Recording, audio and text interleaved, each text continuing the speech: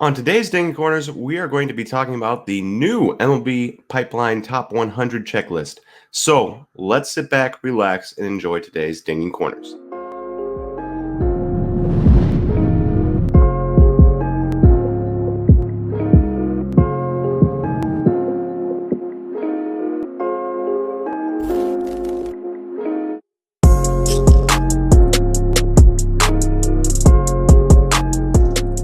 Hey everyone, before we get into this podcast, I wanted to share with you a break we are doing on Friday tomorrow, if you're watching this today on Thursday.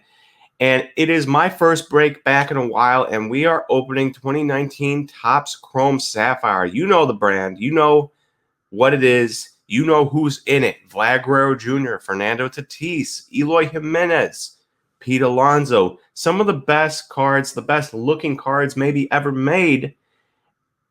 And you can get in on it tomorrow. If you like SlabStox, if you like me, if you want to help us out, or if you just want to get into a sweet product, think about going over, and you can see it here, slabstox.com/shop.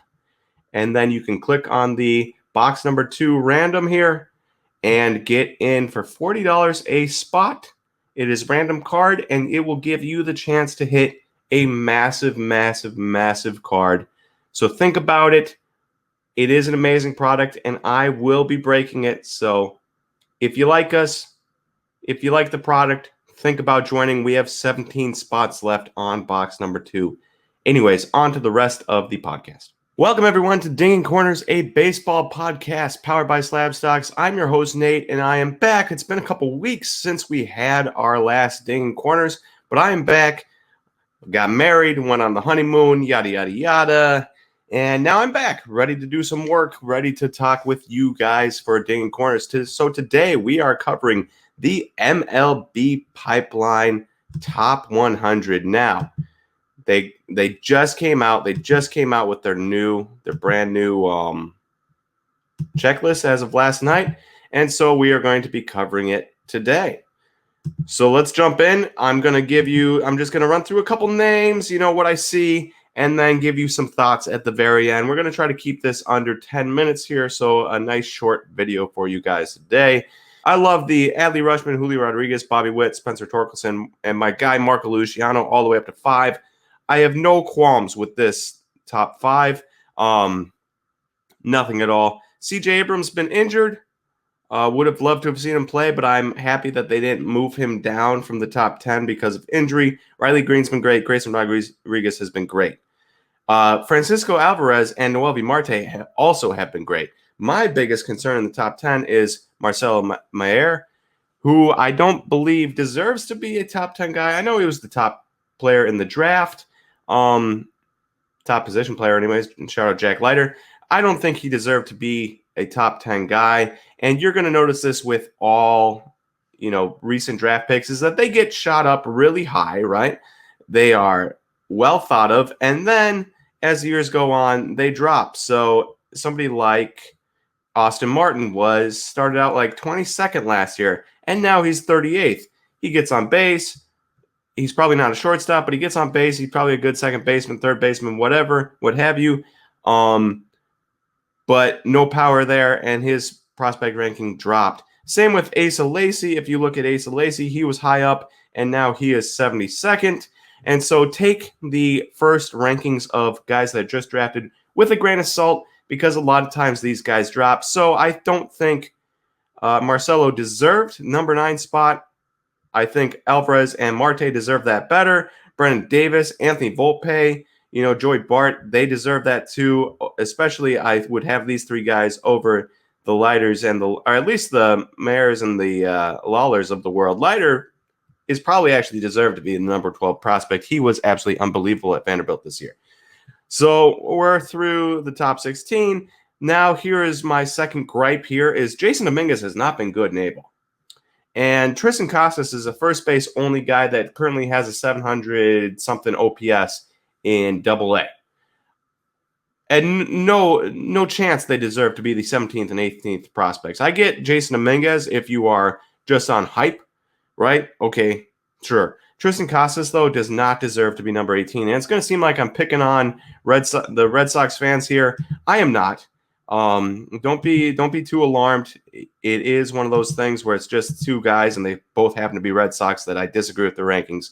So I am a little bit upset with these two rankings here.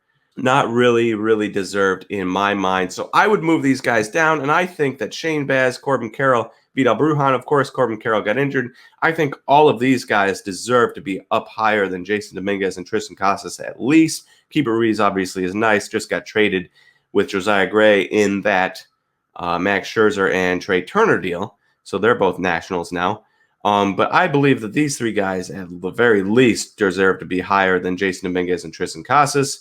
And then you have, obviously, in here, the third. Oh, there he is. The third guy, Henry Davis, the first pick in the draft. He's 23rd. Does he deserve to be 23rd? I don't know, but he was the number one pick, so they're going to do that.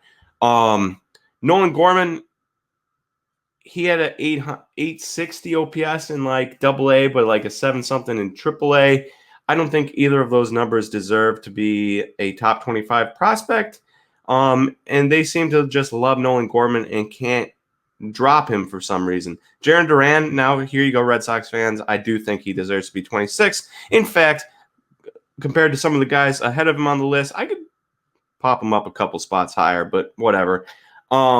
Really nice run for the Reds here. Hunter Green at 27, Nick Lodolo, who's been amazing, 32, and Jose Barrio. I don't know how to say his last name, at 33, and he's up in the MLB. All three of those guys, absolute studs. Gabriel Moreno, absolute stud catcher for the Blue Jays, and even he could be a little bit higher. In my mind, Seattle has a nice little George Kirby, Emerson Hancock run here, and that gets me to Royce Lewis and Austin Martin. So we talked about Austin Martin a little bit. Royce Lewis, on the other hand, is one of those guys that he did well in A-ball. He's injured, and he hasn't done well in any level higher than that since A-plus ball or AA, and they just seem like they can't get rid of him. They can't drop him down the list, and his best year was like an 860 OPS, and they seem to refuse to drop Royce Lewis down the list, and I don't understand why. Royce Lewis is not a top 37 prospect at this point. Royce Lewis probably isn't a top 50 prospect at this point, and so I am very confused by that, but we move on because I have to keep this under 10 minutes. A lot of nice names here. Christian Pache. You'll notice that Drew Waters dropped a ton. Nate Pearson injured this year. Sixto Sanchez injured this year. Tyler Soderstrom, I would have moved him up a little bit if it was me. Or Elvis Martinez, a nice jump for him to 48. He's been absolutely unbelievable this year. Detroit with another pitcher in the top 100. You know, Matt Manning, Casey Mize, Tarek Skubal, and now Jackson Jobe. Right up there. Quinn Priester actually dropped one spot, 52nd to 53rd. Josiah Gray, nice little bump. I love Josiah Gray.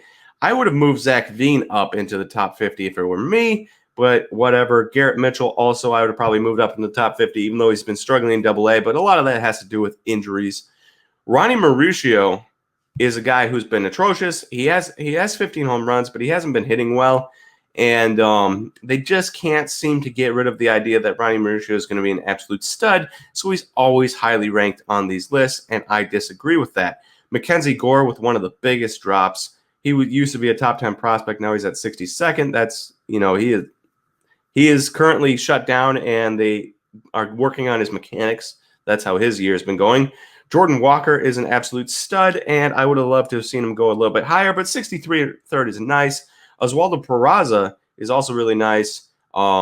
He and Anthony Volpe here at 15, really good Yankees prospects, along with my guy Everson Pereira, if that's how you say his last name, but he didn't get to move up the list or even on the list, which I'm salty about. But Anthony Volpe definitely should have been higher, and so should Oswaldo Peraza. Cole Wynn's been an absolute stud. I would have liked him to go a little bit higher.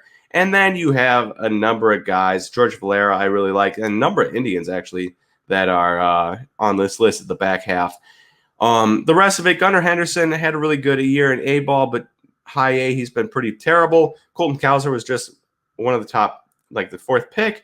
My guy, Luis Matos, I would have loved to have seen him go a little bit higher. He's been killing it. Over 300 average, been hitting bombs lately, doubles, tons of doubles. And then not much else. Sal Frelick, Brewers top pick. He's been absolutely tearing the cover off the ball in A-ball to start the year. So that is the overview of the players. Now, a quick comment here is that when you go through the list, there is one thing I look for. A lot of these guys are going to be well known and they're going to be expensive. Now, you look at the bottom of the list and you say, who's going to be the next guy to pop? And there's 3 guys that pop out at me that aren't super expensive right now and could be. Gabriel Reyes, Indians. Iover Piguero, if that's how you say his first name. I think the L is silent, for the Pirates. And then I think there was one more, but I can't find it. So those 2 guys in general. Oh, Greg Jones for the Rays. If I'm looking for 3 guys that could be good buys in the future that could move up this list and get more expensive, those are the 3 guys. The one issue here with Gabriel Reyes is that he's already in AAA, and so there's not much room for him to grow in the minors. But Piguero and Greg Jones, definitely 2 guys that I'd be looking at to move up this list. Michael Harris would be another one, but he's already $100 plus Bowman Chrome mod. So that is my review. I think they are top heavy on the draft this year. Top heavy on the draft, and a little bit too slow to move guys like Royce Lewis down the list.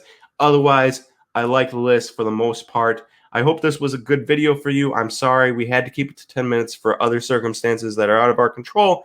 And so this is the end of Dinging Corners today. Maybe we will talk about it a little bit more next time. Thank you, everyone, for listening to Dinging Corners, and I will talk to you again next time.